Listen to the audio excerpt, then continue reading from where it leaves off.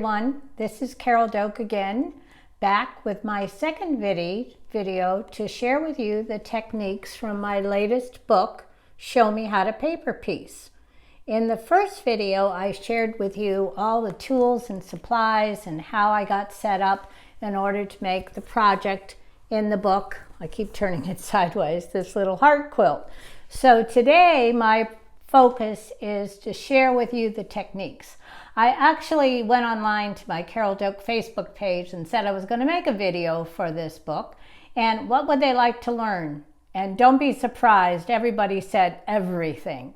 So I'm going to try to include as much as I can in this video so that you can see the steps, step by step. Most quilters are visual learners, so seeing it once is really helpful, and then when you see it in the book it will make all the sense in the world. So I'm going to start off with my foundation that was cut out of the middle of the book, and you can see I already have my flat-headed pin attached, and I'm going to pick up my first piece of fabric.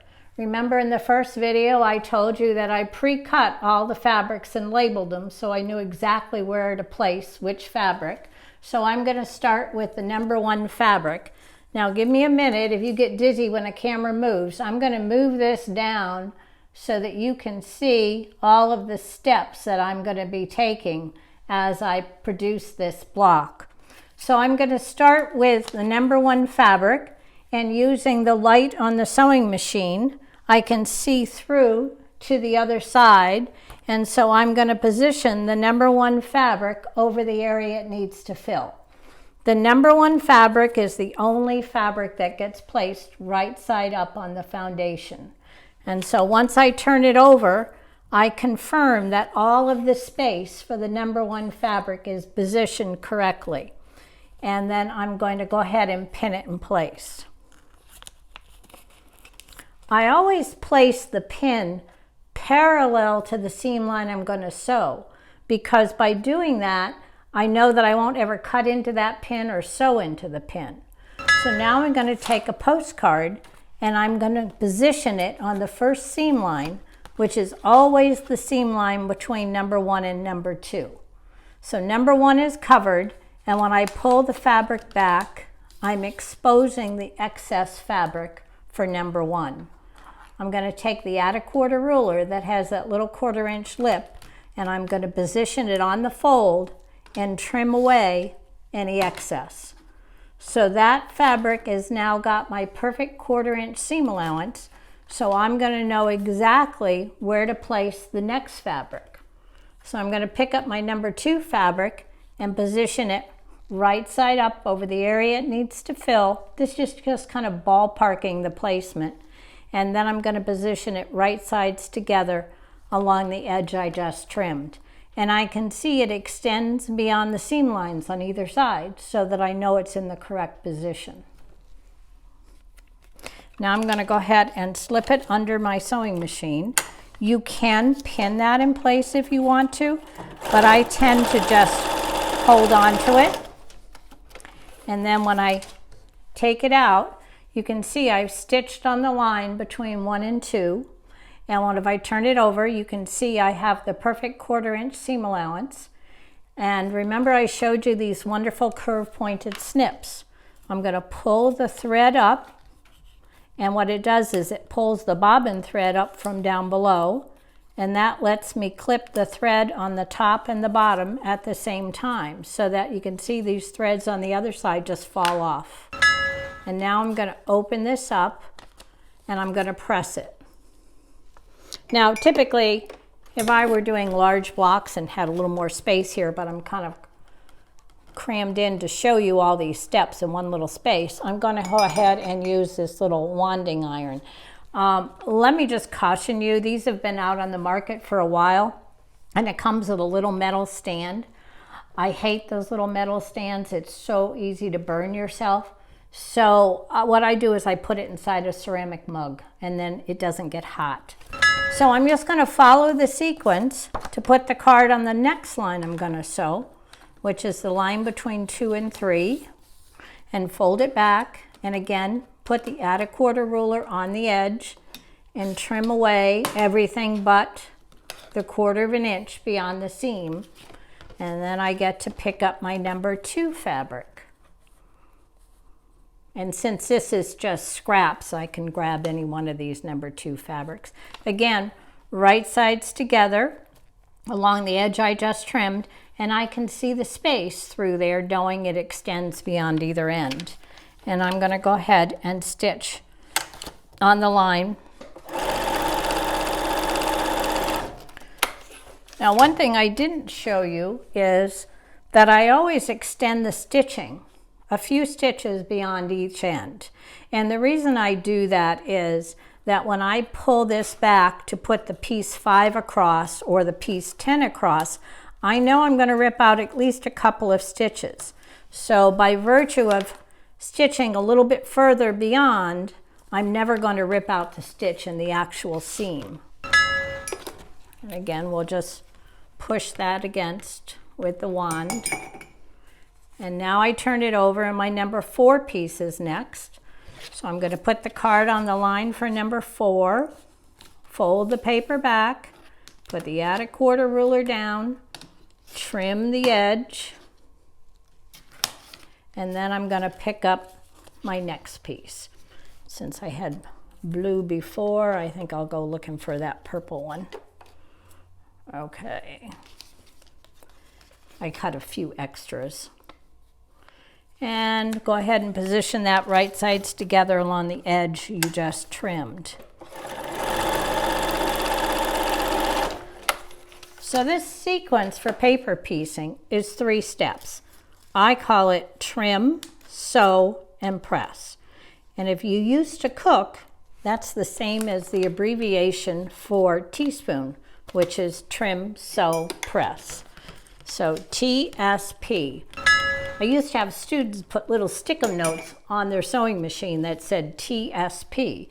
So to follow that sequence, I'm going to put the card on the line. Now I can take that pin out since number 1 was sewn. And I'm going to do the step trim. And you can see those extending stitches that I did. When I bring this back, you see the fabric came up with some of them, and if it didn't, here they had already ripped away from the paper. And so again, I can put the add 1/4 ruler down and trim this whole seam. I have a nice, neat edge. You know, and this neat edge for seam allowance is not just about knowing where to place the fabric, which is helpful, but it's also about when the time comes to do your quilting, because it's so much easier if you're going to do outline quilting to have a perfect 1/4 inch seam along the edge, because then your stitching will fall right along there. So you can see that that fabric is extending beyond either end of my piece. So again, under the presser foot, start sewing before the line.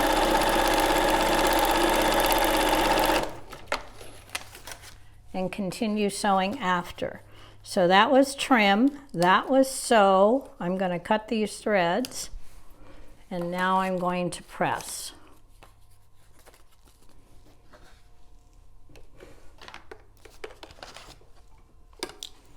So trim, sew, press.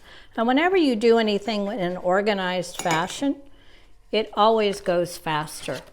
People would say, oh, it takes so long to paper piece, but actually it's less than a minute a piece, because if you can time yourself and say, how long does it take for me to trim, to position the next fabric, and then sew it, and then press it, I guarantee it's probably less than a minute a piece.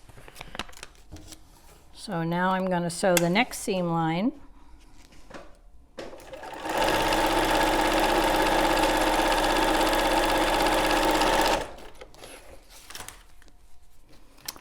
And again, I'm going to clip those threads. You see, the advantage to clipping from the top and pulling that thread up from down below means I don't have to cut the threads on the other side. Now, it takes a little longer to use this little wand, because a regular iron, I would just take one swipe across it. When I talk about pressing, you want to put your iron on a cotton setting with no steam, The reason for no steam is you don't want your foundation paper to have steam because it's liable to shrink. So cotton setting, no steam. So again, right side up, flip right sides together along the edge I just trimmed. Start sewing.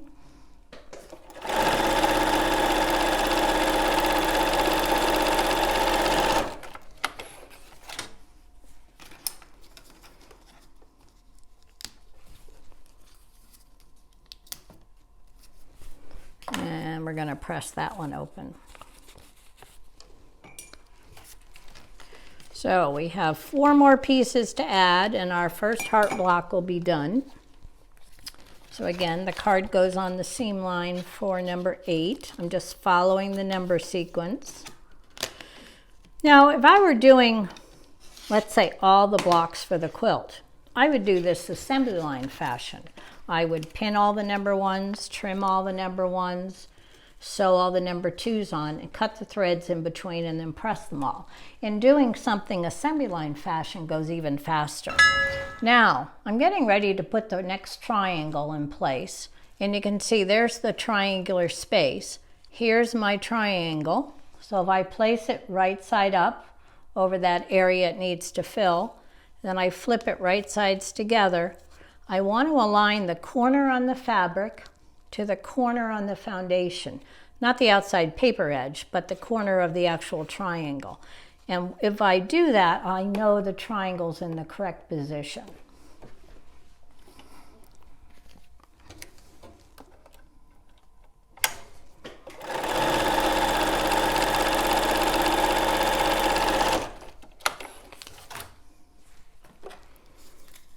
And we're going to press that one and put the other one on exactly the same way.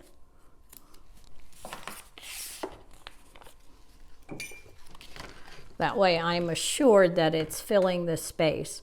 If I don't align the corners of the triangles, it's liable to be offset, in which case it won't fill the triangular space.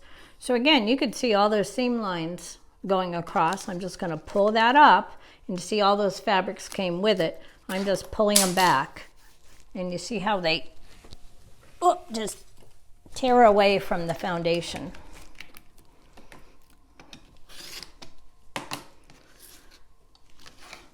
Now it's time to align the other triangle. Right side up, and then flip right sides together. And I see the corner to the corner. And so as long as those 2 corners are in alignment, I know it's going to fill the space.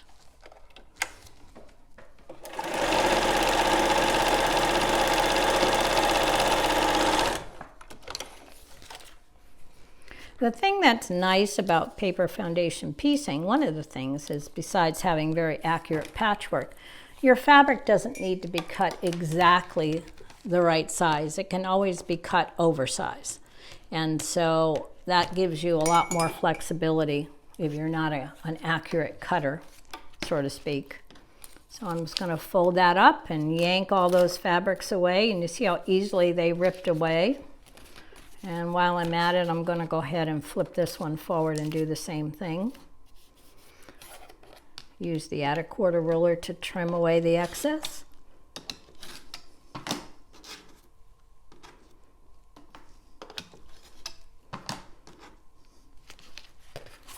And I'll use the add a quarter over here to trim away this excess.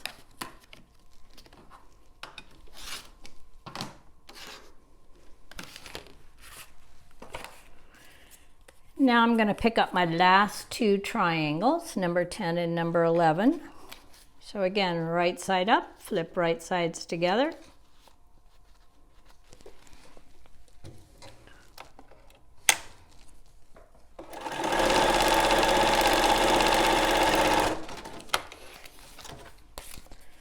And I'm going to take the last one, right side up, and flip right sides together.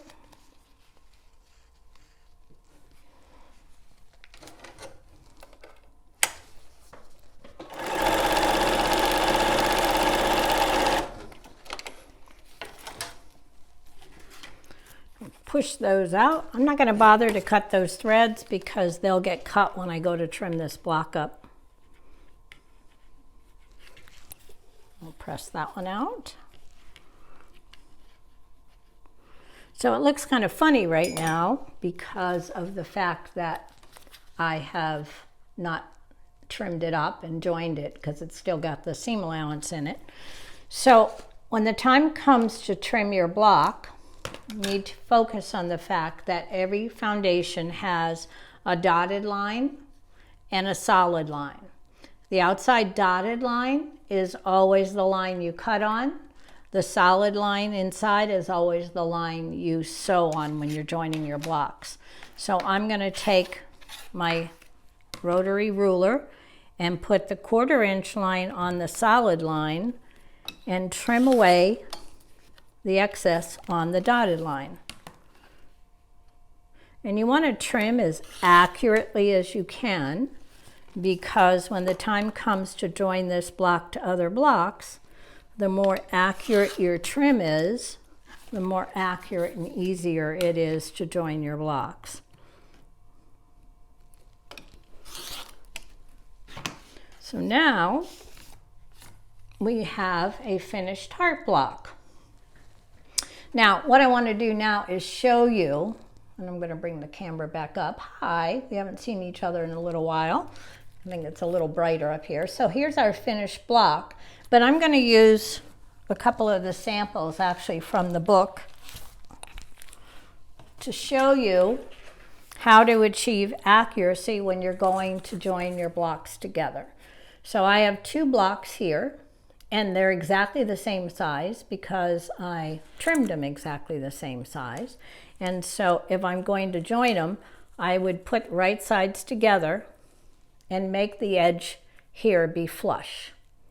And so what I'm going to do when I go to pin is I'm going to pin the blocks at the beginning edge here, beginning or ending, it depends on which way you go, and the other end here.